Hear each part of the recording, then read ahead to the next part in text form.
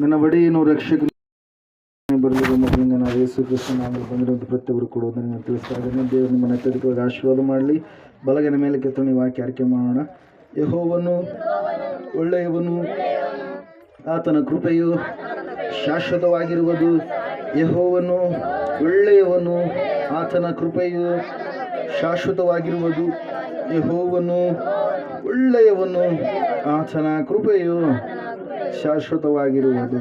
ಆಮೇನ್, ಆಮೇನ್, ಆಮೇನ್. ಹಲ್ಲೆಲೂಯಾ, ಪ್ರೈಸ್ ದಿ ಲಾರ್ಡ್. ಈ ಸಮಯದಲ್ಲಿ ಓದುವಾರ ನಾವು ಧ್ಯಾನ ಮಾಡಿದಂಥ ವಾಕ್ಯ ಯಾವುದಾಗಿತ್ತು ಯಾರಾದ್ರೂ ನೆನಪು ಮಾಡಿರಿ. ದಯವಿಟ್ಟು ಯಾರು ಮಾತಾಡಬೇಡ್ರಿ.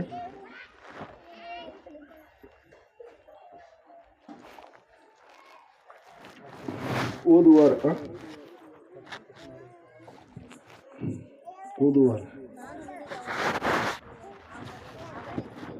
ಹಲ್ಲೆಲೂಯಾ.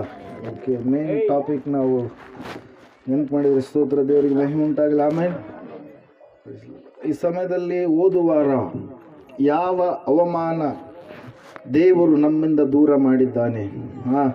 ಅವಮಾನವನ್ನು ಬೇರೆ ಯಾರು ಕೂಡ ತೆಗೆದುಹಾಕೋದಕ್ಕೆ ಸಾಧ್ಯ ಇಲ್ಲ. ಯಾವ ಅವಮಾನದು? ಪಾಪ ಎನ್ನುವಂಥ ಅವಮಾನ. ಹಲ್ಲೆಲೂಯಾ.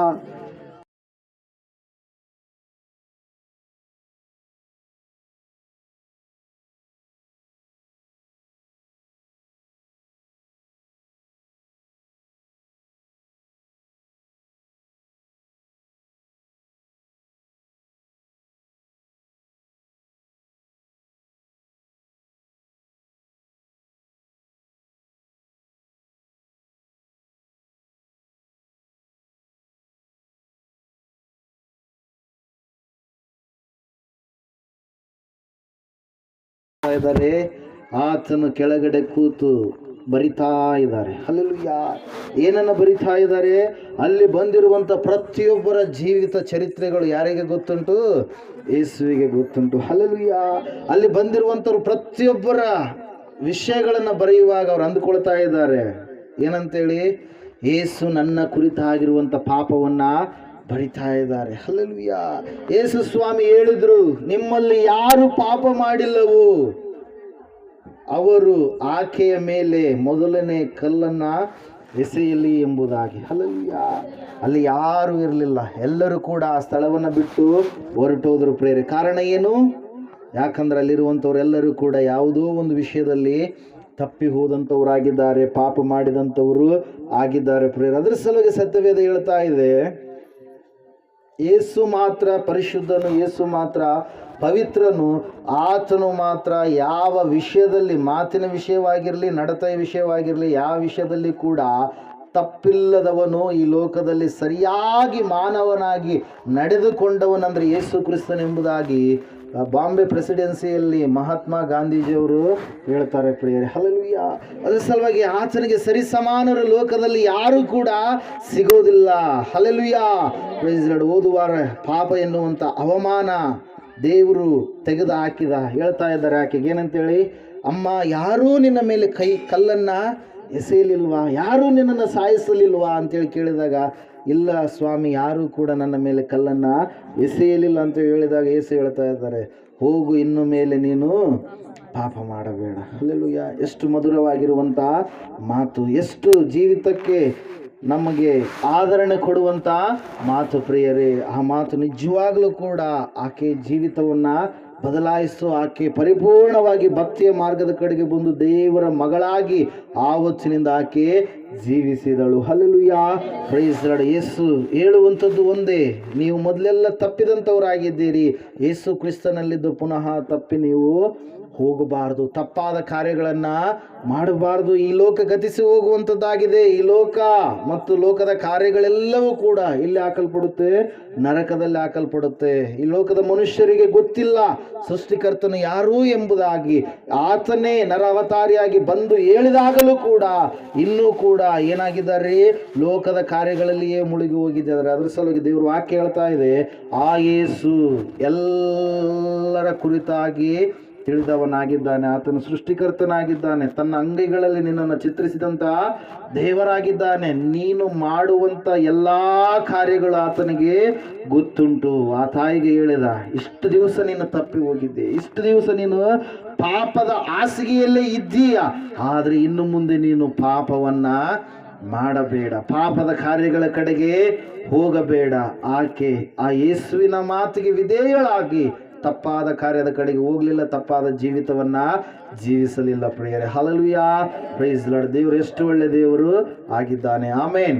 ಈ ಸಮಯದಲ್ಲಿ ದೇವರ ವಾಕ್ಯದಲ್ಲಿ ನಾವು ನೋಡೋಣ 55ನೇ ಕೀರ್ತನೆ. ಈ ಲೋಕದಲ್ಲಿ ಮನುಷ್ಯರೆಲ್ಲರೂ ಕೂಡ ಒಂದು ವಿಷಯಕ್ಕಾಗಿ ಅವ್ರು ಏನು ಮಾಡ್ತಾ ಇರ್ತಾರೆ, ಸಣಕಲಾಗ್ತಾ ಇರ್ತಾರೆ. ಪ್ರಿಯರೇ, 55:22 ಉತ್ತರ ಒಂದ್ಸರಿ.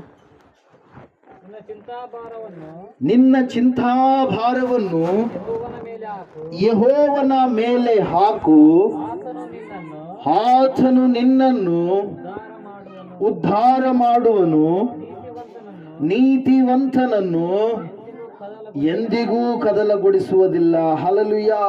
ಈ ಲೋಕದಲ್ಲಿ ಮನುಷ್ಯರು ಅನೇಕ ವಿಷಯಗಳಿಗಾಗಿ ಚಿಂತಿಸುವುದುಂಟು, ಅನೇಕ ಕಾರ್ಯಗಳಿಗಾಗಿ ಚಿಂತಿಸುವುದುಂಟು. ಅನೇಕರು ಮುಂದೆ ಭವಿಷ್ಯತ್ತು ಏನಾಗುತ್ತದೆ ಎಂಬುದಾಗಿ ಆ ವಿಷಯಕ್ಕಾಗಿ ಏನು ಮಾಡ್ತಾರೆ, ಚಿಂತೆ ಮಾಡ್ತಾ ಇರ್ತಾರೆ. ಕೆಲವು ಜನರು ಚಿಂತೆ ಮಾಡ್ತಾರೆ, ನನ್ನ ಮಕ್ಕಳ ಭವಿಷ್ಯತ್ತು ಏನಾಗುತ್ತೋ ಎಂಬುದಾಗಿ. ಭಯಂಕರವಾದ ಪಾಪದ ಸ್ಥಿತಿಯಲ್ಲಿ ಇದ್ದಾನೆ, ಆತನ ಮುಂದಿನ ಜೀವಿತ ಏನು ಎಂಬುದಾಗಿ ಕೆಲವು ಜನರು ಬೀಜಗಳನ್ನು ಹಾಕಿದಾಗ ಚಿಂತೆ ಮಾಡ್ತಾರೆ, ಒಳ್ಳೆಯ ಬೆಳೆಯನ್ನು ನಾನು ತೆಗೆದುಕೊಳ್ತೀನೋ ಇಲ್ಲವೋ ಅಂತೇಳಿ. ಹಲ್ಲೆಲೂಯಾ. ಇಲ್ಲಿ ದೇವ್ರ ವಾಕ್ಯ ಹೇಳ್ತಾ ಇದೆ, ಸತ್ಯವೇದ ಹೇಳ್ತಾ ಇದೆ, ಅನೇಕರು ತಮ್ಮ ಚಿಂತೆಯನ್ನು ತಾವೇ ಮಾಡ್ತಾ ಇರ್ತಾರೆ. ಹಲ್ಲೆಲೂಯಾ. ಆದರೆ ದೇವರು ಹೇಳ್ತಾ ಇದೆ ಏನಂತೇಳಿ, ನಿನ್ನ ಚಿಂತಾಭಾರವನ್ನ ಯೆಹೋವನ ಮೇಲೆ ಹಾಕು. ಪರಿಶುದ್ಧಾತ್ಮ ದೇವರು ದಾವೀದನ ಮೂಲಕವಾಗಿ ರಚಿಸಿರ್ತಕ್ಕಂಥ ಕೀರ್ತನೆ. ಪ್ರಿಯರೇ, ಹಲ್ಲೆಲೂಯಾ. ಅನೇಕರು ತಮ್ಮ ಚಿಂತೆಯನ್ನು ತಾವೇ ಮಾಡ್ತಾರೆ. ತಮ್ಮ ಭವಿಷ್ಯತ್ತನ್ನು ಚಿಂತೆ ಮಾಡೋದ್ರಿಂದ ಅವ್ರು ಏನಾಗ್ತಾರೆ, ಉದ್ದಕ್ಕೆ ಬೆಳಿತಾರ, ಗಿಡ್ಡಕ್ಕಾಗ್ತಾರ, ದಪ್ಪಾಗ್ತಾರ, ಏನಾಗ್ತಾರ್ರಿ, ಡಿಪ್ರೆಷನ್ಗೆ ಒಳಗಾಗಿ, ಸಣಕಲಾಗಿ, ಏನೆಲ್ಲ ಆಲೋಚನೆಗಳನ್ನು ತುಂಬಿಕೊಂಡು ಏನು ಮಾಡ್ತಾರ್ರಿ, ಬೇಗನೆ ಅಂತ್ಯಾವಸ್ಥೆಗೆ ಅವರ ದೇಹ ಎನ್ನುವಂಥದ್ದು ಬಂದು ಬಿಡುತ್ತೆ. ಪ್ರಿಯರೇ, ಇಲ್ಲಿ ನಾವು ನೋಡ್ತಾ ಇದ್ದೇವೆ, ದೇವ್ರ ವಾಕ್ಯ ಹೇಳ್ತಾ ಇದೆ, ಚಿಂತೆ ಮಾಡುವಂಥದ್ದು ನಿನ್ನ ಕೆಲಸ ಅಲ್ಲ. ಹಲ್ಲೆಲೂಯಾ. ನಿನಗೋಸ್ಕರವಾಗಿ ಚಿಂತಿಸುವ ಆತನು ಒಬ್ಬಾತನು ಇದ್ದಾನೆ. ನಿನ್ನ ಭವಿಷ್ಯತ್ತನ್ನು ರೂಪುಗೊಳಿಸುವಂತ ಆತನು ಒಬ್ಬಾತನಿದ್ದಾನೆ. ನಿನ್ನ ಜೀವಿತವನ್ನ ಅಂದವಾಗಿ ಮಾರ್ಪಡಿಸುವ ಆತನು ಒಬ್ಬಾತನಿದ್ದಾನೆ. ಆತನ ಬಳಿಗೆ ನೀನು ಬರುವಾಗ ನಿನ್ನ ಜೀವಿತದಲ್ಲಿರುವಂಥದ್ದೆಲ್ಲವನ್ನ ಯಾರ ಮೇಲೆ ಹಾಕಬೇಕು, ಆತನ ಮೇಲೆ ಹಾಕಬೇಕು. ಹಲ್ಲೆಲೂಯಾ. ದೇವ್ರ ವಾಕ್ಯ ಹೇಳ್ತಾ ಇದೆ, ದಾವೀದನ ಆ ಒಂದು ಕೀರ್ತನೆಯಲ್ಲಿ ಹೇಳ್ತಾ ಬರ್ತಾ ಇದ್ದಾನೆ, ಅಯ್ಯೋ ನನ್ನ ಶತ್ರುಗಳು ಎಷ್ಟೋ ಜನರು ನನ್ನನ್ನು ಕಾಡ್ತಾ ಇದ್ದಾರೆ, ನನ್ನನ್ನು ಸಾಯಿಸ್ಬೇಕಂತೇಳಿ ನನ್ನ ಹಿಂದ್ಗಡೆನೆ ಬರಿತಾ ಇದ್ದಾರೆ. ಅನೇಕವಾದ ಪರಿಸ್ಥಿತಿಗಳ ಮಧ್ಯದಲ್ಲಿ ನಾನು ದಾಟಿಕೊಂಡು ಬಂದಿದ್ದೇನೆ. ಸ್ವಂತ ಮಾವನೇ ನನ್ನನ್ನು ಸಾಯಿಸ್ಬೇಕಂತೇಳಿ ಅಂದುಕೊಂಡಿದ್ದಾನೆ. ಎಲ್ಲ ಕಾರ್ಯಗಳ ಮಧ್ಯದಲ್ಲಿ ದಾವೀದನ ಹೇಳ್ತಾ ಇದ್ದಾನೆ, ನನಗೆ ಚಿಂತೆ ಇಲ್ಲ, ನಾನು ನನ್ನ ಚಿಂತಾಭಾರವನ್ನು ಯಾರ ಮೇಲೆ ಹಾಕ್ತಾ ಇದ್ದೀನಿ, ದೇವರ ಮೇಲೆ ಆಗ್ತಾ ಇದ್ದೇನೆ. ಹಲ್ಲೆಲೂಯಾ. ಮತ್ತೆ ಮುಂದೆ ಹೇಳ್ತಾ ಇದೆ ವಾಕ್ಯ ಏನಂತೇಳಿ, ನಿನ್ನ ಚಿಂತಾಭಾರವನ್ನ ಯೆಹೋವನ ಮೇಲೆ ಹಾಕು, ಆತನು ನಿನ್ನನ್ನ ಉದ್ಧಾರ ಮಾಡುವನು ಅಂತೇಳಿ. ಹಲ್ಲೆಲೂಯಾ. ದೇವ್ರು ಏನು ಮಾಡ್ತಾನೆ, ನಿನ್ನನ್ನು ಉದ್ಧಾರ ಮಾಡ್ತಾನೆ. ಉದ್ಧಾರ ಮಾಡುವುದಕ್ಕಾಗಿ ಆತನ ಭೂಲೋಕಕ್ಕೆ ಇಳಿದು ಬಂದಿದ್ದಾನೆ. ನಿನ್ನನ್ನು ನಾಶ ಮಾಡುವುದಕ್ಕಾಗಿ ಅಲ್ಲ, ನಿನ್ನ ಜೀವಿತವನ್ನ ಒಂದು ಯಾವುದೋ ಒಂದು ರೀತಿಯಲ್ಲಿ ಅಂತ್ಯದ ಕಡೆಗೆ ನಡೆಸುವುದಕ್ಕಾಗಿ ಅಲ್ಲವೇ ಅಲ್ಲ. ಪ್ರಿಯರೇ, ಅದರ ಸಲುವಾಗಿ ವಾಕ್ಯ ಹೇಳ್ತಾ ಇದೆ, ನಿನ್ನ ಚಿಂತಾ ಭಾರವನ್ನೆಲ್ಲ ಯೆಹೋವನ ಮೇಲೆ ನೀನು ಹಾಕಿದಾಗ ನೀನು ಉದ್ಧಾರವನ್ನ ಕಾಣ್ತಿ. ನಿನ್ನ ಭವಿಷ್ಯತ್ತನ್ನು ದೇವರು ಆಶೀರ್ವಾದ ಮಾಡ್ತಾನೆ. ಹೀಗೆ ಒಬ್ಬ ತಾಯಿ ಬಹಳ ಕಣ್ಣೀರಿನಿಂದ, ಬಹಳ ದುಃಖದಿಂದ 20 ವರ್ಷಗಳಿಗಿಂತಲೂ ಹೆಚ್ಚು ದಿವಸಗಳು ಸಂಸಾರ ಮಾಡಿದಾಗಲೂ ಕೂಡ ತನಗಿರುವಂಥ ಚಿಂತೆ, ತನಗಿರುವಂಥ ದುಃಖ, ತನಗಿರುವಂಥ ನೋವು ಎಲ್ಲಿ ಹೋದಲ್ಲೆಲ್ಲ ಭಯಂಕರವಾದಂಥ ಪರಿಸ್ಥಿತಿಗೆ ಒಳಗಾಗಿ ತಾನೇ ತಾನೇ ತಾನೇ ತಾನೇ ತಾನೇ ಹೊತ್ಕೊಂಡು ಏನು ಮಾಡ್ತಾ ಇದ್ದಾಳೆ, ಒಂದು ದಿವಸ ದೇವರ ಆಲಯಕ್ಕೆ ಹೋಗ್ತಾ ಇದ್ದಾಳೆ. ಪ್ರಿಯರೇ, ಆಕೆಗೆ ಹೋಗುವುದು ಗೊತ್ತು, ಬರುವಂಥದ್ದು ಗೊತ್ತು ದೇವರ ಆಲಯಕ್ಕೆ. ಆದರೆ ತನ್ನ ಚಿಂತೆಯನ್ನು ಯಾರು ಮಾಡ್ತಾ ಇದ್ದಾಳೆ, ಆಕೆನೇ ಮಾಡ್ತಾ ಇದ್ದಾಳೆ. ಹಲ್ಲೆಲೂಯಾ. ತನ್ನ ಭವಿಷ್ಯತ್ತಿನ ಕುರಿತಾಗಿರ್ತಕ್ಕಂಥ ಒಂದು ಯೋಜನೆ ಕುರಿತಾಗಿ ಆಕೆ ಚಿಂತೆ ಮಾಡ್ತಾ ಇದ್ದಾಳೆ. ಆ ಸಮಯದಲ್ಲಿ ನಾವು ನೋಡ್ತಾ ಇದ್ದೇವೆ, ಆಕೆ ಚಿಂತೆ ಮಾಡಿ ಮಾಡಿ ಮಾಡಿ ಭಯಂಕರವಾದಂಥ ಸ್ಥಿತಿಗೆ ಆಕೆ ತಲುಪಿದ್ಲು. ಆಕೆ ಜೀವಿತದಲ್ಲಿ ಸಮಾಧಾನ ಇಲ್ಲ. ಗಂಡನ ಹೇಳ್ತಾನೆ, ಅಯ್ಯೋ ನಿನಗೆ ಮಕ್ಕಳಿಲ್ಲ ಅಂತೇಳಿ ನೀನು ಯಾಕೆ ಕೊರಗ್ತೀಯ, 10 ಜನ ಮಕ್ಕಳಿಗಿಂತ ನಾನು ಇದ್ದೇನಲ್ಲ ಅಂತೇಳಿ. Hallelujah, praise the Lord. ಆಕೆಯ ಸ್ವಂತ ತಂಗಿಯ ಮಕ್ಕಳನ್ನು ಕೂಡ ಸೇರಲಾರದಂತ ಒಂದು ಪರಿಸ್ಥಿತಿ ಆಕೆ ಅನುಭವಿಸ್ತಾ ಇದ್ದಾಳೆ ಪ್ರಿಯರೇ. ಆದರೆ ಒಂದು ದಿವಸ ಆಕೆ ದೇವಾಲಯಕ್ಕೆ ಹೋಗ್ತಾ ಇದ್ದಾಳೆ. ತನ್ನ ಎಲ್ಲ ಚಿಂತೆಯನ್ನ ತನ್ನ ಮೇಲೆ ಇಟ್ಟುಕೊಂಡಿರ್ತಕ್ಕಂಥ ಎಲ್ಲಾ ಚಿಂತಾ ಭಾರವನ್ನ ಆಕೆ ಯೆಹೋವನ ಸನ್ನಿಧಾನದಲ್ಲಿ ಏನ್ ಮಾಡ್ತಾ ಇದ್ದಾಳೆ, ಮೊಣಕಾಲೂರಿ ಏನ್ ಮಾಡ್ತಾ ಇದ್ದಾಳೆ, ದೇವ್ರ ಮುಂದೆ ಹೇಳ್ಕೊಳ್ತಾ ಇದ್ದಾಳೆ. ತನ್ನ ಪ್ರತಿ ಸಮಸ್ಯೆಯನ್ನ ಏನ್ ಮಾಡ್ತಾ ಇದ್ದಾಳೆ, ಹೇಳ್ಕೊಳ್ತಾ ಇದ್ದಾಳೆ. ಆಗಿರ್ತಕ್ಕಂಥ ಎಲ್ಲ ನೋವು, ಅಸಮಾಧಾನ, ದುಃಖಕರವಾಗಿರ್ತಕ್ಕಂಥ ಸಂಗತಿಗಳು, ತನಗೆ ಆಗಿರ್ತಕ್ಕಂಥ ಪ್ರತಿಯೊಂದು ಕೆಟ್ಟ ಗಳಿಗೆಗಳೆಲ್ಲವನ್ನ ದೇವರ ಮುಂದೆ ಹೇಳ್ಕೊಳ್ತಾ ಇದ್ದಾಳೆ ಪ್ರಿಯರೇ. Hallelujah, praise the Lord. ನಾವು ನೋಡ್ತಾ ಇದ್ದೇವೆ ಆಕೆ ದೇವರ ಆಲಯದಲ್ಲಿ ಮೊಣಕಾಲೂರಿ ಕಣ್ಣೀರಿನಿಂದ ತನ್ನ ಚಿಂತೆಯನ್ನೆಲ್ಲ ದೇವ್ರ ಮುಂದೆ ಹೇಳ್ಕೊಳ್ತಾ ಇದ್ದಾಳೆ. ಅವಾಗ ದೈವ ಸೇವಕರು ಒಂದು ಮಾತು ಹೇಳ್ತಾ ಇದ್ದಾರೆ, ಏನಂತೇಳಿ, ಆಯ್ತು, ದೇವರು ನಿನ್ನ ದುಃಖವನ್ನು ಏನ್ ಮಾಡ್ತಾನೆ, ಪರಾಂಬರಿಸುತ್ತಾನೆ. ಹಲ್ಲೆಲೂಯಾ, ದೇವರು ನಿನಗಿರ್ತಕ್ಕಂಥ ಚಿಂತೆಯನ್ನ ಏನ್ ಮಾಡ್ತಾನೆ, ಪರಾಂಬರಿಸುತ್ತಾನೆ ಎಂಬುದಾಗಿ ಹೇಳಿದಾಗ ಅಲ್ಲಿ ವಾಕ್ಯದಲ್ಲಿ ನಾವು ನೋಡ್ತಾ ಇದ್ದೇವೆ, ಹನ್ನಳು ತನಗಿರುವಂತ ಚಿಂತೆಯನ್ನೆಲ್ಲ ದೇವರ ಸನ್ನಿಧಾನದಲ್ಲಿ ಹೊಯ್ದು ಬಿಟ್ಲು ಅಂತೇಳಿ. ಹಲ್ಲೆಲೂಯಾ, ದೇವರ ಸನ್ನಿಧಾನದಲ್ಲಿ ಕಣ್ಣೀರಿನ ಮೂಲಕವಾಗಿ ತನಗಿರ್ತಕ್ಕಂಥ ಎಲ್ಲ ಚಿಂತಾಭಾರವನ್ನೆಲ್ಲ ದೇವರ ಮೇಲೆ ಹಾಕಿದಾಗ ದೇವರು ಉನ್ನತವಾಗಿ ಆಕೆಯನ್ನ ಉದ್ಧರಿಸಿದನು ಎಂಬುದಾಗಿ ವಾಕ್ಯ ಹೇಳ್ತಾ ಇದೆ ಪ್ರಿಯರೇ. ಹಲ್ಲೆಲೂಯಾ, ದೇವರ ವಾಕ್ಯದಲ್ಲಿ ನಾವು ನೋಡ್ತಾ ಇದ್ದೇವೆ, ನಿನ್ನ ಚಿಂತಾ ಭಾರವನ್ನ ನಿನ್ನ ಮೇಲೆ ನೀನು ಹೊತ್ತುಕೊಂಡ್ರೆ ನಿನಗೆ ಅಸಮಾಧಾನ ಇರುತ್ತೆ, ದುಃಖ ಇರುತ್ತೆ, ನಿನಗೆ ಸಮಾಧಾನವಿರಲಾರದ ಪರಿಸ್ಥಿತಿಯಲ್ಲಿ ನೀನು ಜೀವಿಸುವವನಾಗಿರ್ತೀಯ. ಆದರೆ ವಾಕ್ಯ ಹೇಳ್ತಾ ಇದೆ, ಆಕೆ ಅನೇಕ ವರ್ಷಗಳವರೆಗೆ ತನ್ನ ಮೇಲೆ ಹೊತ್ತುಕೊಂಡ್ಲಾಕಿ. ಹಲ್ಲೆಲೂಯಾ, ಆಕೆ ಉದ್ಧಾರ ಆಗಲಿಲ್ಲ. ಮಕ್ಕಳ ವಿಷಯದಲ್ಲಿ ಉದ್ಧಾರ ಆಗಲಿಲ್ಲ. ಗಂಡನು ಹೇಳಿದ್ರು, ತಂಗಿ ಹೇಳಿದ್ರು, ಯಾರು ಹೇಳಿದ್ರು ಕೂಡ ಆಕೆ ಜೀವಿತದಲ್ಲಿ ತಾನು ಇಟ್ಟುಕೊಂಡಿರ್ತಕ್ಕಂಥ ಚಿಂತೆ ಆಕೆಗೆ ಏನ್ ಮಾಡ್ತಾ ಇದೆ ರೀ, ಚಿತೆಯ ಕಡೆಗೆ ನಡೆಸ್ತಾ ಇದೆ. ಆದರೆ ಕೊನೆಯದಾಗಿ ಆಕೆ ವಿಶ್ವಾಸವಿಟ್ಟು ದೇವರ ಒಂದು ಸನ್ನಿಧಾನದಲ್ಲಿ ಏನ್ ಮಾಡ್ತಾ ಇದ್ದಾಳೆ, ಮೊರೆ ಇಡ್ತಾ ಇದ್ದಾಳೆ ಪ್ರಿಯರೇ. ಹಲ್ಲೆಲೂಯಾ, ಅದರ ಸಲುವಾಗಿ ವಾಕ್ಯ ಹೇಳ್ತಾ ಇದೆ, ಹನ್ನಳು ಯಾವಾಗ ತನ್ನ ಚಿಂತಾಭಾರವನ್ನೆಲ್ಲ ದೇವ್ರ ಮೇಲೆ ಹಾಕಿದ್ಲು, ದೇವರು ಆಕೆಯನ್ನು ಉನ್ನತವಾಗಿ ಏನ್ ಮಾಡಿದ್ರಂತೆ, ಆಶೀರ್ವಾದ ಮಾಡಿದ್ರು. ಹಲ್ಲೆಲೂಯಾ, ಮುಂದಿನ ವರ್ಷವೇ ಏನ್ ಮಾಡಿದ್ಲಕ್ಕೆ, ಗಂಡು ಮಗುವಿಗೆ ಜನ್ಮ ನೀಡಿದ್ಲು ಪ್ರಿಯರೇ. Hallelujah, praise the Lord. ಆ ಒಂದು ವಿಷಯ ಅದು ಯಾವುದೇ ಆಗಿರ್ಬೋದು, ಇಷ್ಟು ದಿವಸ ನಿನ್ನನ್ನು ಕಾಡುವಂಥದ್ದು ಆಗಿರ್ಬೋದು, ಮದುವೆ ವಿಷಯ ಆಗಿರಲಿ, ಮನೆಯ ಸಮಸ್ಯೆ ವಿಷಯವಾಗಿರಲಿ, ಯಾವುದೋ ಚಿಂತೆಯನ್ನು ನೀನು ಮಾಡ್ತಾ ಇದ್ದೆ, ಅಯ್ಯೋ ನನ್ನ ಅನಾರೋಗ್ಯ ಈ ಥರ ಆಗ್ಬಿಡ್ತು, ಹಲ್ಲೆಲೂಯಾ ನನಗೆ ಈ ರೀತಿಯಾಗಿ ಅನಾರೋಗ್ಯ ಬಂದ್ಬಿಡ್ತು, ಅದು ಇದು ಅಂತೇಳಿ ಏನೆಲ್ಲ ಚಿಂತೆಗಳನ್ನು ಕೆಲವರು ಮಾಡ್ತಾ ಇರ್ತಾರೆ ಪ್ರಿಯರೇ. ಹಲ್ಲೆಲೂಯಾ, ಆ ಯಾವ ವಿಷಯಗಳಿಗಾಗಿ ನೀವು ಚಿಂತೆ ಮಾಡುವಂಥದ್ದು ಅವಶ್ಯಕತೆ ಇಲ್ಲ. ಆ ಚಿಂತೆ ಎನ್ನುವಂಥ ಒಂದು ಚಿತೆಗೆ ನೀವು ಹೋಗಲಾರ್ದ ಹಾಗೆ ನೀವು ನಿಮ್ಮ ಚಿಂತೆಯನ್ನು ಯಾರ ಮೇಲೆ ಹಾಕಬೇಕು, ಯೆಹೋವನ ಮೇಲೆ ಹಾಕಬೇಕು. ಹಲ್ಲೆಲೂಯಾ, ಯಾರ ಮೇಲೆ ಹಾಕಬೇಕು, ಯೆಹೋವನ ಮೇಲೆ ಹಾಕಬೇಕು. ಆ ವಾಕ್ಯ ಹೇಳ್ತಾ ಇದೆ, ಆತನು ನಿನ್ನನ್ನು ಉದ್ಧಾರ ಮಾಡ್ತಾನೆ, ನೀತಿವಂತನನ್ನು ಎಂದಿಗೂ ಕೂಡ ಆತನು ಕದಲಗೊಳಿಸುವುದಿಲ್ಲ. ಹಲ್ಲೆಲೂಯಾ, ನೀತಿವಂತರು ಅಂದ್ರೆ ಯಾರಂದ್ರೆ ಯಾರು ಯೇಸು ಕ್ರಿಸ್ತನ ರಕ್ತದ ಮೂಲಕವಾಗಿ ತಮ್ಮ ಪಾಪಗಳನ್ನು ತೊಳೆದುಕೊಂಡಿದ್ದಾರೋ, ಯೇಸುವಿನಲ್ಲಿ ನಂಬಿಕೆ ಇಟ್ಟಿದ್ದಾರೋ ಅವರೇ ನೀತಿವಂತರು ಎಂಬುದಾಗಿ ಸತ್ಯವೇದದಲ್ಲಿ ನಾವು ನೋಡ್ತೀವಿ. ಯೇಸುವನ್ನು ನಂಬಿಕೊಂಡು ಪುನಃ ಪಾಪಗಳ ಮೇಲೆ ಪಾಪಗಳನ್ನು ಮಾಡುವಂಥವ್ರು ನೀತಿವಂತರು ಅಲ್ಲ. ಯೇಸು ಕ್ರಿಸ್ತನನ್ನು ನಂಬಿಕೊಂಡು ತಪ್ಪುಗಳ ಮೇಲೆ ತಪ್ಪುಗಳನ್ನು ಮಾಡುವಂಥವ್ರು ನೀತಿವಂತರು ಅಲ್ವೇ ಅಲ್ಲ ಪ್ರಿಯರೇ. ಹಲ್ಲೆಲೂಯಾ, ಯೇಸು ಹೇಳಿದ, ಹೋಗು, ಇನ್ನು ಮೇಲೆ ನೀನು ಪಾಪ ಮಾಡಬೇಡ. ಹಲ್ಲೆಲೂಯಾ, ಒಂದೇ ವಿಷಯ, ಇನ್ನು ಮೇಲೆ ನೀನು ಪಾಪ ಮಾಡಬೇಡ ಅಂದ್ರೆ ಏನರ್ಥ, ಸರಿಯಾಗಿ ನೀನು ಜೀವಿಸು. ನಿನ್ನನ್ನು ನೋಡುವ ದೇವರು ನಿನ್ನನ್ನು ನೋಡ್ತಾನೇ ಇದ್ದಾನೆ, ನಿನ್ನ ಕುರಿತಾಗಿ ಲೆಕ್ಕವನ್ನ ಬರಿತಾನೇ ಇದ್ದಾನೆ. ನೀನು ಮಾಡಿರ್ತಕ್ಕಂಥ ಒಳ್ಳೆಯ ಕಾರ್ಯಗಳು ದೇವರ ಸನ್ನಿಧಾನಕ್ಕೆ ಮುಟ್ಟುವಂಥವುಗಳಾಗಿದ್ದಾವೆ, ನಿನಗೆ ಆಶೀರ್ವಾದವನ್ನ ಕೊಡುವಂಥವುಗಳಾಗಿದ್ದಾವೆ. ಇಲ್ಲಿ ನಾವು ನೋಡ್ತಾ ಇದ್ದೇವೆ ಪ್ರಿಯರೇ, ದೇವರ ವಾಕ್ಯ ಹೇಳ್ತಾ ಇದೆ ಏನಂತೇಳಿ, ಆ ಹನ್ನಳಿಗೆ ಇರ್ತಕ್ಕಂಥ ಚಿಂತೆ ಹನ್ನಳು ದೇವರ ಸನ್ನಿಧಾನದಲ್ಲಿ ದೇವರ ಮೇಲೆ ಹಾಕಿದಳು ಎಂಬುದಾಗಿ. ಹಲ್ಲೆಲೂಯಾ, ಎರಡನೇ ವಿಷಯವನ್ನು ನಾವು ನೋಡ್ತಾ ಇದ್ದೇವೆ ದೇವರ ವಾಕ್ಯದಲ್ಲಿ. ಇಸ್ರಾಯೇಲರು ತಮಗೆ ರಾಜನು ಬೇಕು ಎಂಬುದಾಗಿ ಕೇಳಿಕೊಂಡಾಗ ದೇವರು ಇದೇ ಸಮುವೇಲನ ಮೂಲಕವಾಗಿ ಸೌಲನೆನ್ನುವಂಥ, ಕೀಷನ ಮಗನಾದ ಸೌಲನೆನ್ನುವಂಥ ವ್ಯಕ್ತಿಯನ್ನ ರಾಜನನ್ನಾಗಿ ಅಭಿಷೇಕ ಮಾಡಿದಾಗ ಆತನು ದೇವರಿಗೆ ಬಹಳ ವಿಧೇಯತೆ ಉಳ್ಳವನಾಗಿ 2 ವರ್ಷಗಳ ಕಾಲ ನಡೆದುಕೊಂಡಾಗ ದೇವರು ಆತನನ್ನು ಏನು ಮಾಡ್ತಾ ಇದ್ದಾನೆ? ಉನ್ನತವಾಗಿ ನಡೆಸ್ತಾ ಇದ್ದಾನೆ. ಯಾವಾಗ ಆ ವ್ಯಕ್ತಿ ದೇವರಿಗೆ ಅವಿಧೇಯತೆಯನ್ನ, ತಪ್ಪುಗಳ ಮೇಲೆ ತಪ್ಪನ್ನ ಮಾಡುತ್ತಾ ಇರಬೇಕಾದ್ರೆ, ಆ ಸಮಯದಲ್ಲಿ ನಾವು ನೋಡ್ತಾ ಇದ್ದೇವೆ ಇವರೆಲ್ಲರೂ ಕೂಡ ಫಿಲಿಸ್ಟಿಯರ ಸಂಗಡ ಹೋರಾಟ ಮಾಡಬೇಕಾದಂತ ಒಂದು ಸಮಯ ಬಂತು. ಹಲ್ಲೆಲೂಯಾ. ಯಾರ ಸಂಗಡ ರೀ? ಫಿಲಿಸ್ಟಿಯರ್. ಆ ಫಿಲಿಸ್ಟಿಯರಲ್ಲಿ ಒಬ್ಬ ರಣವಿಕ್ರಮನಿದ್ದಾನೆ. ಅವನು ಬಹಳ ದೈತ್ಯ ಆಕಾರದ ವ್ಯಕ್ತಿ, 10 ಫೀಟ್ ಹೈಟ್ ಇರ್ತಕ್ಕಂಥ ವ್ಯಕ್ತಿ, ಭಯಂಕರವಾದಂತ ದೇಹ ಉಳ್ಳಂತ ವ್ಯಕ್ತಿ. ಆ ವ್ಯಕ್ತಿಯನ್ನು ನೋಡಿ ಎಲ್ಲರೂ ಕೂಡ ಏನ್ ಮಾಡ್ತಾ ಇದ್ದಾರೆ? ಭಯ ಪಡ್ತಾ ಇದ್ದಾರೆ ಪ್ರಿಯರೇ. ಹಲ್ಲೆಲೂಯಾ.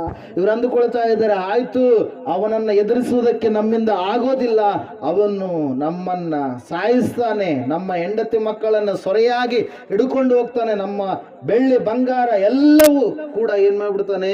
ತೆಗೆದುಕೊಂಡು ಹೋಗ್ಬಿಡ್ತಾನೆ, ನಮ್ಮನ್ನೆಲ್ಲ ನಾಶ ಮಾಡ್ತಾನೆ ಅಂತೇಳಿ ಚಿಂತಾಕ್ರಾಂತರಾಗಿ ಇವರೆಲ್ಲರೂ ಕೂಡ ಏನ್ ಮಾಡಿದ್ದಾರೆ? ಟೆಂಟಲ್ಲಿ ಕೂತ್ಕೊಂಡಿದ್ದಾರೆ ಪ್ರಿಯರೇ. ಹಲ್ಲೆಲೂಯಾ. ಅರಸನ ಮೊದಲುಗೊಂಡು ಸೈನಿಕರೆಲ್ಲರೂ ಕೂಡ ಏನ್ ಮಾಡಿದಾರೆ? ಟೆಂಟಲ್ಲಿ ಕೂತ್ಕೊಂಡಿದ್ದಾರೆ. ಆ ಕಡೆ ಭಾಗದಲ್ಲಿ ಅವರು ಪಾಳೆಯ ಮಾಡ್ಕೊಂಡಿದ್ದಾರೆ, ಈ ಕಡೆ ಭಾಗದಲ್ಲಿ ಇವರು ಪಾಳೆಯ ಮಾಡ್ಕೊಂಡಿದ್ದಾರೆ. ನಡುವೆ ದೊಡ್ಡದಾಗಿರ್ತಕ್ಕಂಥ ಒಂದು ತಗ್ಗು ಇದೆ ಪ್ರಿಯರೇ. ಹಲ್ಲೆಲೂಯಾ. ಕಾದಾಟ ಮಾಡುವುದಕ್ಕಾಗಿ, ಹೋರಾಟ ಮಾಡುವುದಕ್ಕಾಗಿ, ಯುದ್ಧ ಮಾಡುವುದಕ್ಕಾಗಿ ಫಿಲಿಸ್ಟಿಯರು ಸಿದ್ಧವಾಗಿದ್ದಾರೆ. ಆದರೆ ದೇವರನ್ನು ನಂಬಿದಂತ ಮಕ್ಕಳು ಏನ್ ಮಾಡ್ತಾ ಇದ್ದಾರೆ? ಚಿಂತೆ ಮಾಡ್ತಾ ಇದ್ದಾರೆ. ಹಲ್ಲೆಲೂಯಾ. ಯಾವುದಕ್ಕಾಗಿ ಚಿಂತೆ ಮಾಡ್ತಾ ಇದ್ದಾರೆ?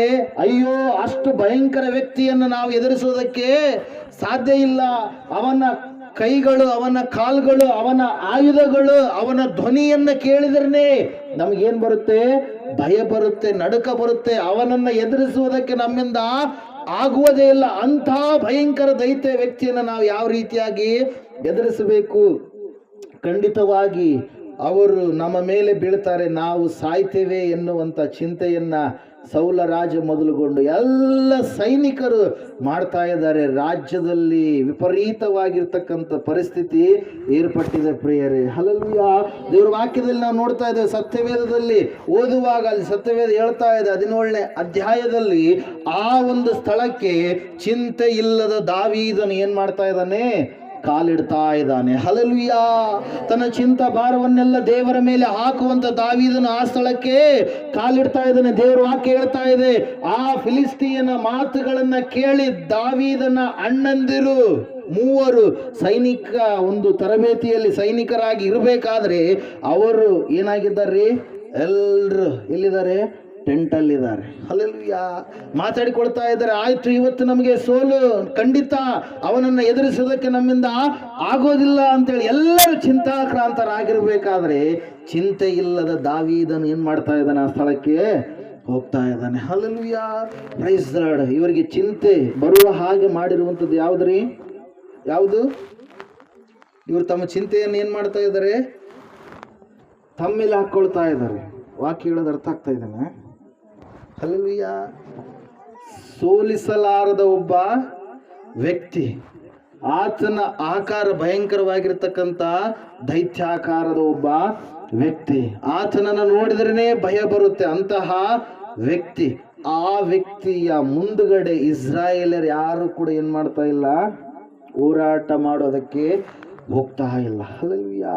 Price the Lord. ಆ ಸಮಯದಲ್ಲಿ ಇವರೆಲ್ಲರ ಯೋಗಕ್ಷೇಮವನ್ನ ವಿಚಾರ ಮಾಡಿಕೊಂಡು ಬಾ ಅಂತೇಳಿ, ಬುದ್ಧಿ ಕಟ್ಕೊಂಡು ಹೋಗು ಅಂತೇಳಿ ಈಶಾಯ ಎನ್ನುವಂಥ ತಂದೆ ಸಣ್ಣ ಮಗನಾಗಿರುವಂಥ ದಾವೀದನಿಗೆ ಹೇಳ್ತಾ ಇದ್ದಾನೆ ಪ್ರಿಯರೇ. ಯುದ್ಧದ ಒಂದು ಸ್ಥಳದಲ್ಲಿ ದಾವೀದನು ಹೋಗಿದ್ದಾನೆ. ಇವರೆಲ್ಲರೂ ಕೂಡ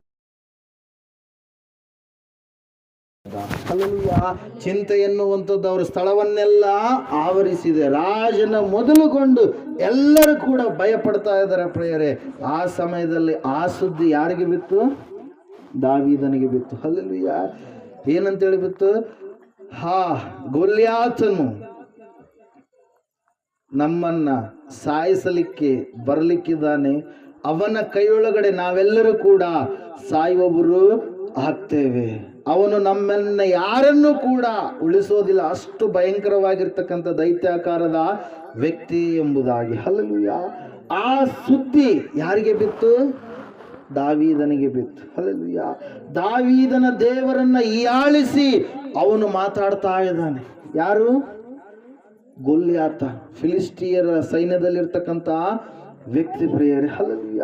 ದೇವರ ವಾಕ್ಯದಲ್ಲಿ ನಾವು ನೋಡ್ತಾ ಇದ್ದೇವೆ, ಆ ಸಮಯದಲ್ಲಿ ಸತ್ಯವಿದ್ದಲ್ಲಿ ನಾವು ನೋಡ್ತಾ ಇದ್ದೇವೆ, ದಾವೀದನು ಸೌಲನ ಬಳಿಗೆ ಹೋಗಿ, ನಾನು ಗೊಲ್ಯಾತನನ್ನ ಸಾಯಿಸ್ತೇನೆ, ನಾನು ಕರಡಿ ಸಿಂಹಗಳನ್ನು ಸಾಯಿಸಿರುವಂಥ ಉದಾಹರಣೆಗಳುಂಟು. ಕುರಿ ಕಾಯುವಂಥ ಸಮಯದಲ್ಲಿ ಕುರಿಗಳನ್ನು ಹೊತ್ತುಕೊಂಡು ಹೋಗುವುದಕ್ಕಾಗಿ ಸಿಂಹಗಳಾಗಿರಲಿ, ಕರಡಿಗಳಾಗಿರಲಿ, ಯಾವುದೊಂದು ಪ್ರಾಣಿಗಳು, ತೋಳಗಳಾಗಿರಲಿ ಬಂದ ಸಮಯದಲ್ಲಿ ಅವುಗಳನ್ನು ನಾನು ಏನು ಮಾಡ್ತಾ ಇದ್ದೆ? ಸಾಯಿಸ್ತಾ ಇದ್ದೆ ಅಂತೇಳಿ. ಹಲ್ಲೆಲೂಯ. ಆ ಒಂದು ಉದಾಹರಣೆಯನ್ನು ಕೊಟ್ಟಂಥ ಸಮಯದಲ್ಲಿ ಸೌಲರಾಜನ್ನು ಓಕೆ ಹೇಳಿದಾಗ ದಾವೀದನ ಏನು ಮಾಡ್ತಾ ಇದ್ದಾನ್ರಿ? ಹೋಗ್ತಾ ಇದ್ದಾನೆ ಪ್ರಿಯರೇ ಗೊಲ್ಯಾತನ ಬಳಿಗೆ. ಹಲ್ಲೆಲೂಯ. ದಾವೀದನಿಗೆ ಚಿಂತೆ ಇಲ್ಲ. ಕಾರಣ ಏನ್ರಿ? ದಾವೀದನು ತನ್ನ ಚಿಂತೆಯನ್ನೆಲ್ಲ ಯಾರ ಮೇಲೆ ಹಾಕಿದ್ದಾನೆ?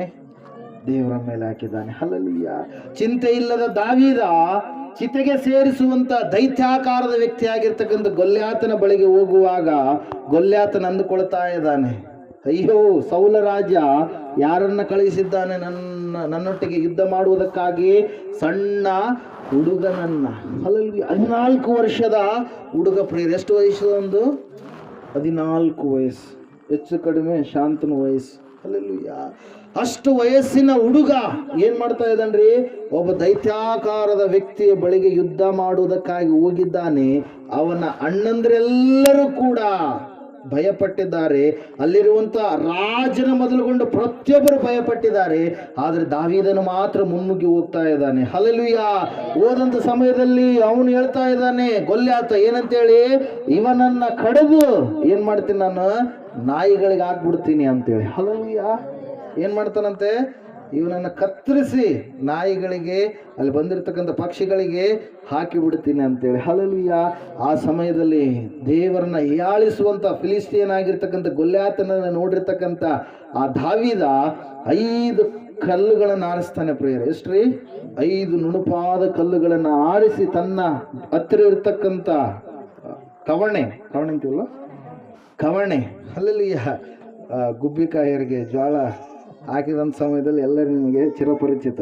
ಹಲ್ಲೆಲೂಯ. Praise Lord. ಆ ಕವಣೆಯನ್ನ ತೆಗೆದುಕೊಂಡು ಏನ್ ಮಾಡ್ತಾ ಇದ್ದಾನೆ? ಹೋಗ್ತಾ ಇದ್ದಾನೆ. 5 ಕಲ್ಲುಗಳನ್ನ ಆರಿಸಿಕೊಂಡಿದ್ದಾನೆ. ಆ ಸಮಯದಲ್ಲಿ ಒಂದೇ ಒಂದು ಕಲ್ಲಿನ ಏಟು ಏನ್ ಮಾಡ್ತಾ ಇದ್ದಾನ್ರಿ? ಕವಣೆ ಹಿಂಗ ತಿರ್ಸಿ ಅವನು ಎದುರಾಳಿ ಗೊಲ್ಯಾತನ ಏನ್ ಮಾಡ್ತಾ ಇದ್ದಾನೆ? ಮಾತಾಡುವಾಗ ಒಂದೇ ಕವಣೆ ಏಟು ದೇವರ ಹೆಸರಿನಲ್ಲಿ ಹಾಕಿದಾಗ ಆ ಕವಣೆ ಎಲ್ಲಿಗೆ ಬಂದು ಬಿತ್ತು? ಹಲ್ಲೆಲೂಯ. ನಟ್ಟ ನಡುವೆ ಹಣೆಯ ಸ್ಥಳದಲ್ಲಿ ಬಿದ್ದಾಗ ಅವನ ಹಂಗೆ ಬಕ್ಬಾರ್ಲ ಬಿದ್ದು ಬಿಟ್ಟ. ಅವನ ಕತ್ತಿ ಎತ್ತಲಾರ್ದೆ ಎತ್ತಿ ದಾವೀದನ ಏನ್ ಮಾಡಿದ? ಅವನ ರುಂಡವನ್ನ ತೆಗೆದ ಪ್ರಿಯರೇ. ಹಲ್ಲೆಲೂಯ. ಶತ್ರುವಿನ ಅಂತ್ಯವಾಯಿತು. ಇಸ್ರಾಯೇಲರಿಗೆ ಜಯ ಎನ್ನುವಂಥದ್ದು ಆ ಸಮಯದಲ್ಲಿ ಅವರು ಹೊಂದಿಕೊಂಡ್ರು. ಕಾರಣ ಏನ್ರಿ?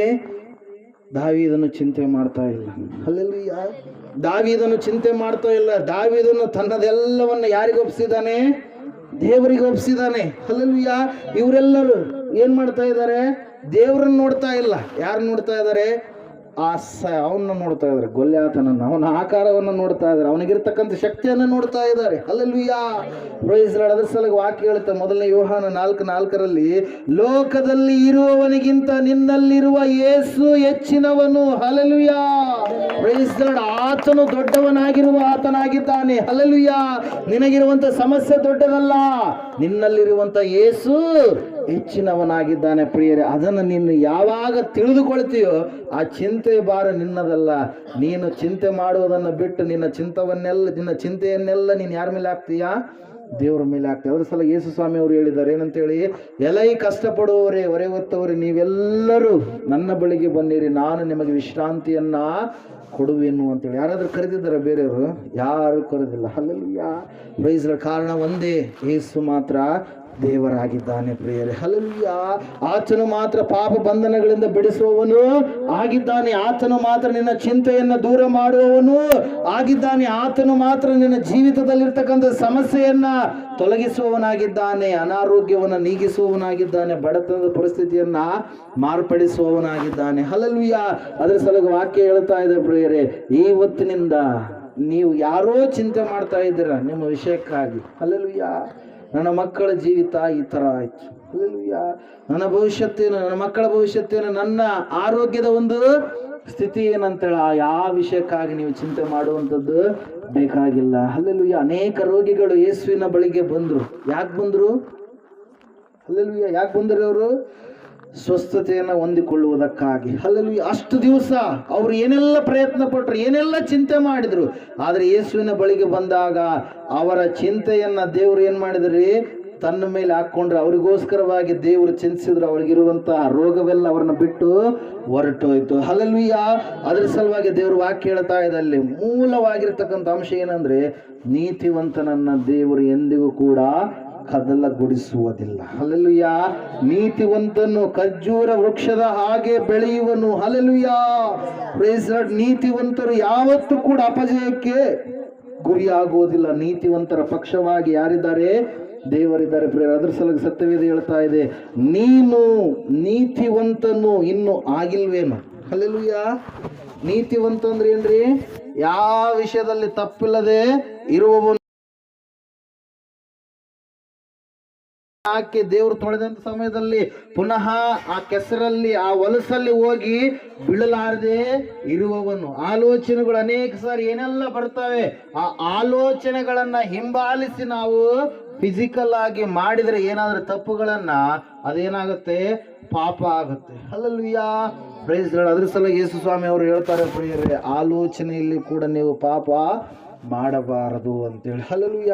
ಅದ್ರ ಸಲುವಾಗಿ ದೇವ್ರ ವಾಕ್ಯ ಹೇಳ್ತಾ ಇದೆ, ಸತ್ಯವೇದ ಹೇಳ್ತಾ ಇದೆ, ನಿನ್ನ ಚಿಂತಾಭಾರ ಅದು ಏನೇ ಆಗಿರಲಿ ಅದನ್ನ ನಿನ್ನ ಮೇಲೆ ನೀನು ಹಾಕಿಕೊಳ್ಳಬೇಡ. ನೀನು ಅದರ ಬಗ್ಗೆ ಯಾವ ವಿಷಯದಲ್ಲಿ ಕೂಡ ಏನ್ ಮಾಡಬಾರ್ದು?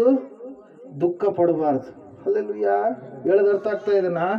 ಆ ಒಂದು ಚಿಂತೆ ನಿನ್ನನ್ನು ಏನು ಮಾಡುತ್ತೆ? ಚಿತೆಗೆ ಸೇರಿಸುತ್ತೆ. ನೀನು ಮಾಡಿದರೆ ಎಲ್ಲಿಗೆ ಸೇರಿಸುತ್ತೆ? ಅದು ಚಿತೆಗೆ ಸೇರಿಸುತ್ತೆ. ಒಂದು ವೇಳೆ ಆವತ್ತು ದಾವೀದನ ಕಾಲಿಡ್ಲಾರ್ದೇ ಇದ್ದಿದ್ರೆ ಇವರೆಲ್ಲರೂ ಏನಾಗ್ತಾ ಇದ್ರು? ಚರಿತ್ರೆ ತಿರುಗಿ ಬರಿಬೇಕಾಗ್ತಾ ಇತ್ತು. ಏನಂತೇಳಿ? ಗೊಲ್ಯಾತನು ಇಸ್ರಾಯೇಲರ ಮೇಲೆ ಬಿದ್ದನು, ಇಸ್ರಾಯೇಲರೆಲ್ಲರೂ ಸೋತರು, ಪುನಃ ಅದು ಮತ್ತೆ ಬೇರೆನೇ ಇರ್ತಾ ಇತ್ತು ಹಿಸ್ಟ್ರಿ. ಹಲ್ಲೆಲೂಯ. ಆದರೆ ದೇವರು ಆ ರೀತಿಯಾಗಿ ಆಗೋದಕ್ಕೆ ಬಿಡಲಿಲ್ಲ. ಯಾಕಂದರೆ ದೇವರನ್ನು ಪ್ರೀತಿಸುವಂಥ, ದೇವರನ್ನು ಆರಾಧಿಸುವಂಥ, ದೇವರ ಮೇಲೆಯೇ ತನ್ನ ಭವಿಷ್ಯತ್ತನ್ನು ಇಟ್ಟಿರ್ತಕ್ಕಂಥ ದಾವೀದನ ಆ ಸ್ಥಳಕ್ಕೆ ಹೊರಟು ಹೋಗಿದ್ದಾನೆ. ಪ್ರಿಯರೇ, ಹಲ್ಲೆಲೂಯ. ಅದರ ಸಲುವಾಗಿ ವಾಕ್ಯ ಹೇಳ್ತಾ ಇದೆ, ಪ್ರಿಯರೇ, ಒಂದೇ ವಿಷಯ, ನಿನ್ನ ಚಿಂತಾಭಾರ ಅದು ದೇವರ ಮೇಲೆ ಹಾಕು. ಖಂಡಿತವಾಗಿ ಆತನ ನಿನ್ನನ್ನು ಉದ್ಧಾರ ಮಾಡ್ತಾನೆ.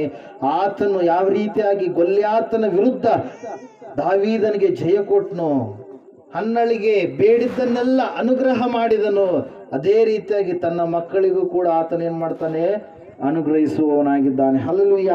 ಅದರ ಸಲುವಾಗಿ ದೇವರು ವಾಕ್ಯ ಹೇಳ್ತಾ ಇದೆ, ನೀತಿವಂತನನ್ನು ಎಂದಿಗೂ ಕೂಡ ದೇವರು ಕದಲಗೊಳಿಸುವುದಿಲ್ಲ. ನೀನು ಸ್ಥಿರವಾಗಿ ನಿಲ್ಲಬೇಕು. ಹಲ್ಲೆಲೂಯ. Praise Lord. ಒಂದೇ ಒಂದು ಉದಾಹರಣೆ ಕೊನೆಯದಾಗಿ ಹೇಳಿ ನಾನು ಈ ಒಂದು ಸಂದೇಶನ ಮುಗಿಸ್ಲಿಕ್ಕಿದ್ದೇನೆ. ನಾವು ಮೊನ್ನೆನೇ ಹೇಳಿದ್ದೀನಿ, ನಾನು ಬುಧವಾರ ದಿವಸ ಮತ್ತು ಭಾನುವಾರ ದಿವಸ ಏನಂತೇಳಿ, ಬೆಳೆ ಬೇಗ ಬರುತ್ತೋ ಕಳೆ ಬೇಗ ಬರುತ್ತೆ. ಹಲ್ಲೆಲೂಯ.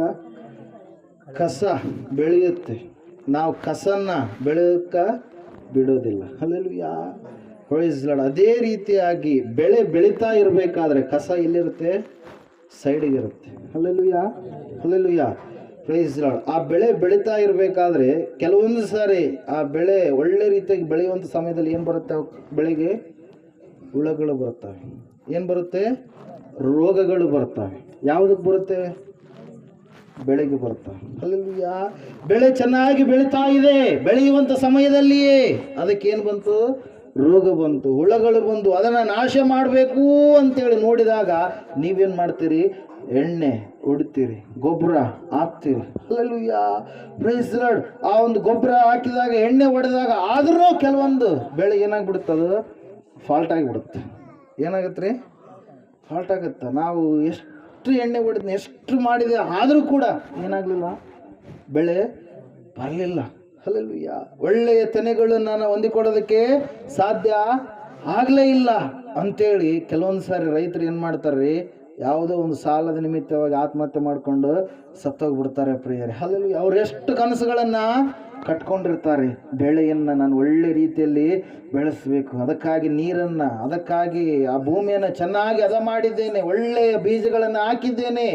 ಆದರೆ ಆ ಬೀಜ ಬೆಳೆಯುವಂಥ ಸಮಯದಲ್ಲಿ, ಬೆಳೆ ಬೆಳೆಯುವಂಥ ಸಮಯದಲ್ಲಿ ಹುಳಗಳು ಬಂದಿದೆ, ರೋಗ ಬಂದಿದೆ. ಆದರೂ ಕೂಡ ಆ ರೋಗವನ್ನು ತೆಗೆದು ಹಾಕುವಂಥ ಎಲ್ಲ ಎಣ್ಣೆಯನ್ನು ನಾನು ಹೊಡೆದಿದ್ದೇನೆ. ಆದರೂ ಕೂಡ ಬೆಳೆ ಏನಾಗ್ತದೆ, ನನಗೆ ಕೈ ಕೊಡ್ತು. ಹಲ್ಲೆಲೂಯಾ.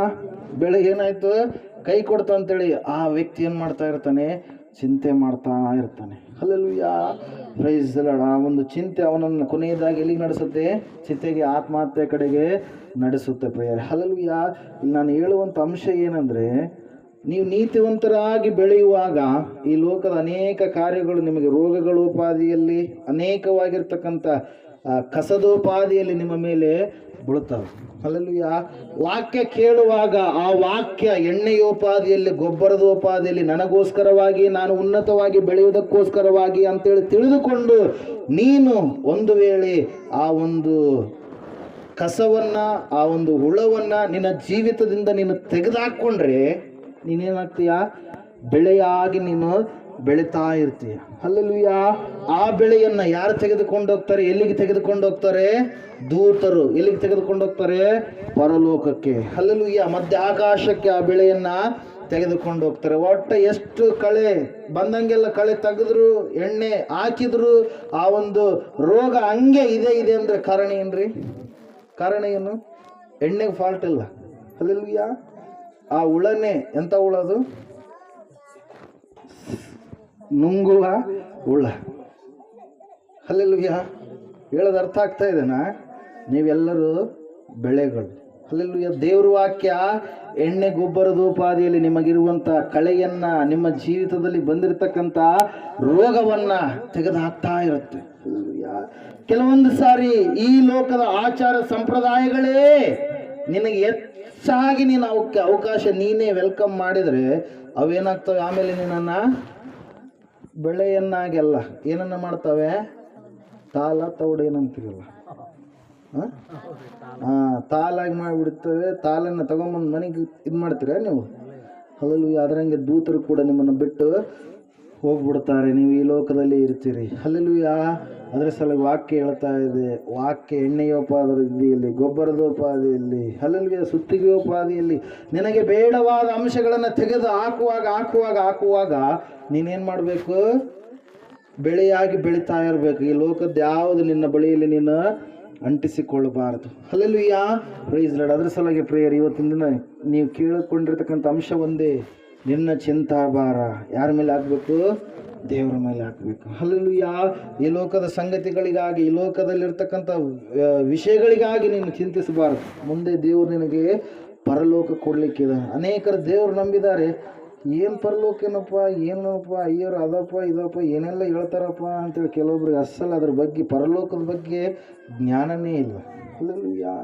ದೇವರು ಕೊಡುವಂಥ ಪರಲೋಕದ ಬಗ್ಗೆ ಅವರಿಗೆ ಜ್ಞಾನನೇ ಇಲ್ಲದ ಉಪಾಧಿ ಇಲ್ಲ. ಅವ್ರು ಏನು ಮಾಡ್ತಾ ಇದ್ದಾರೆ, ಜೀವಿಸ್ತಾ ಇದ್ದಾರೆ ಪ್ರಿಯರೇ. ಪರಲೋಕ ದೇವರು ಮತ್ತು ಆತನ ನಂಬಿದಂಥ ಮಕ್ಕಳಾಗಿರುವಂಥ ನಾವು ಅಷ್ಟೇ.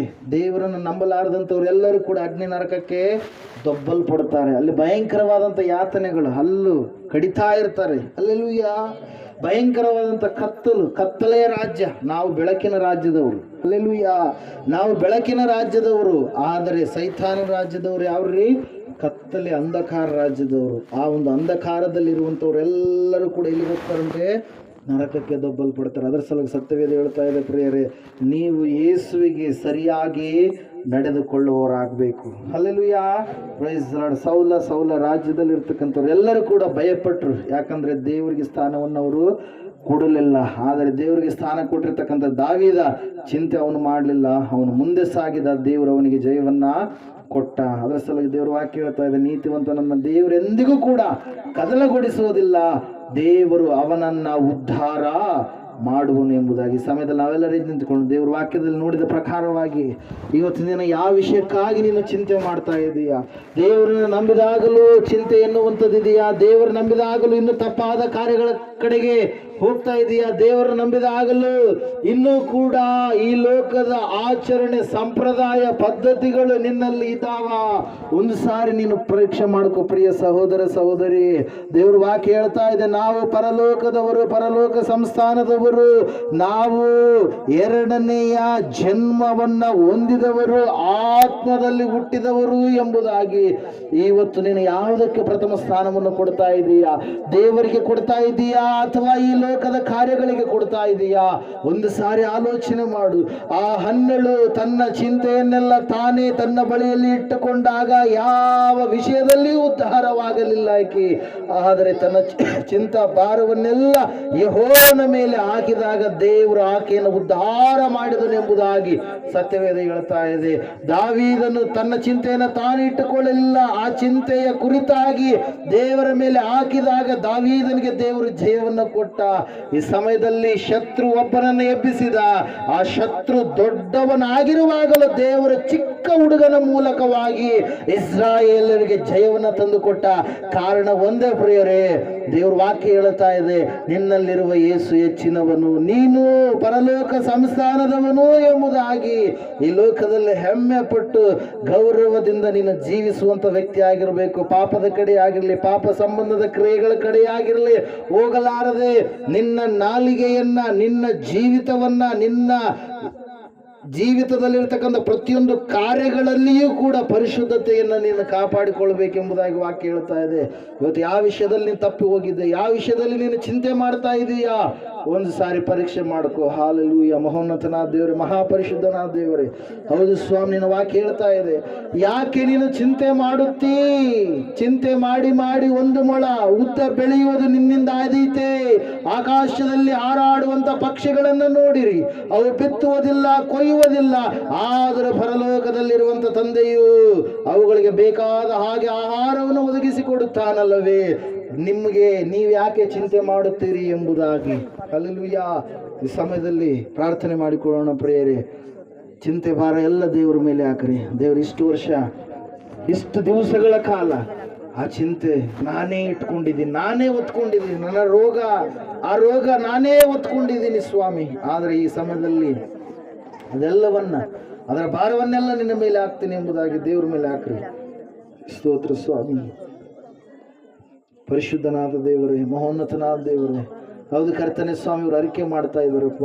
ಈ ಸಮಯದಲ್ಲಿ ಇವರ ಮೇಲೆ ಇರುವಂತ ಎಲ್ಲಾ ಚಿಂತಾ ಭಾರವನ್ನೆಲ್ಲ ಸ್ವಾಮಿ ನಿನ್ನ ಮೇಲೆ ಹಾಕ್ತಾ ಇದ್ದೇವೆ. ಅದ್ಭುತವಾದ ರೀತಿಯಲ್ಲಿ ಸ್ವಾಮಿ, ನಿನ್ನ ಹಗುರವಾದ ನೊಗ, ನಿನ್ನ ಜೀವವುಳ್ಳ ನೊಗ, ನಿನ್ನ ಸ್ವಾಮಿ ಸುಖದ ನೊಗ ನಮ್ಮ ಮೇಲೆ ಸ್ವಾಮಿ ಕರ್ತನೆ ಬರಮಾಡಯ್ಯ. ಅದ್ಭುತವಾದ ಬಿಡುಗಡೆ ನನ್ನ ಗ್ರಹ ಮಾಡಯ್ಯ.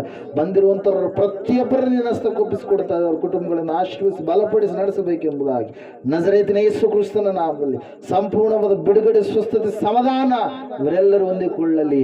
ಕರ್ತನಿನ ವಾಕ್ಯ ಹೇಳ್ತಾ ಇದೆ, ಅವನನ್ನ ಉದ್ಧಾರ ಮಾಡುವೆನು, ಅವನು ಎಂದಿಗೂ ಕೂಡ ಕದಲದ ಹಾಗೆ ನಾನು ಕಾರ್ಯ ಮಾಡುವೆನೆಂಬುದಾಗಿ ಆ ವಾಗ್ದಾನ ಸಂಪೂರ್ಣ ಪ್ರತಿಯೊಬ್ಬರ ಜೀವಿತದಲ್ಲಿ ಬಂದಿರುವಂಥವ್ರ ಜೀವಿತದಲ್ಲಿ ನೆರವೇರಿಸಬೇಕೆಂಬುದಾಗಿ ಯೇಸು ಕ್ರಿಸ್ತನ ನಾವು ಪ್ರಾರ್ಥನೆ, ಸ್ವಸ್ಥ, ಸಮಾಧಾನ, ಆರೋಗ್ಯವನ್ನ ಬೇಡಿ ಅರ್ಪಿಸಿ ಹೊಂದಿದ್ದೇವೆ ಪರಮ ತಂದೆಯೇ. ಆಮೇಲೆ ನಮ್ಮ ತಂದೆಯ ದೇವರು ಶಾಶ್ವತವಾದ ಪ್ರೀತಿ, ಕುಮಾರನಾಗಿ ಬಂದಿರುವ ಯೇಸು ಕ್ರಿಸ್ತನ ಶಾಶ್ವತವಾದ ಕೃಪೆ, ಪರಿಶುದ್ಧಾತ್ಮ ದೇವರು ಶಾಶ್ವತವಾದ ಅನ್ಯೋನ್ಯತೆ ನಡೆಸುವಿಕೆ, ಅಲಂಕರಿಸುವಿಕೆ, ಕೂಡಿ ಬಂದಿರತಕ್ಕಂಥ ದೇವರ ಸಂಘದಲ್ಲಿ, ಸಕಲ ಸದ್ಭಕ್ತರ ಸಂಘದಲ್ಲೂ, ಪ್ರಪಂಚದಲ್ಲಿರುವ ಎಲ್ಲಾ ಮನುಷ್ಯರ ಸಂಘದಲ್ಲೂ ಸದಾಕಾಲ ನೆಲೆಯಾಗಿರಲಿ ಸ್ವಾಮಿ. ಆಮೇಲೆ. ಯೇಸು ರಕ್ತಕ್ಕೆ ಜಯ, ಸಕಲ ಪಾಪಗಳಲ್ಲಯ್ಯ. ಯೇಸು ರಕ್ತಕ್ಕೆ ಜಯ, ಸಕಲ ಪಾಪಗಳಲ್ಲಯ್ಯ. ಯೇಸು ಪ್ರಭು ರಕ್ತಕ್ಕೆ ಸಂಪೂರ್ಣ ವಿಜಯ, ಸಕಲ ಪಾಪಗಳಿಗೆ ಅನಂತ ಕಾಲ ನಾಶನ. ಹಲ್ಲೆಲೂಯಾ, ಹಲ್ಲೆಲೂಯಾ, ಹಲ್ಲೆಲೂಯಾ. ಸ್ತೋತ್ರಂ, ಸ್ತೋತ್ರಂ, ಸ್ತೋತ್ರಂ.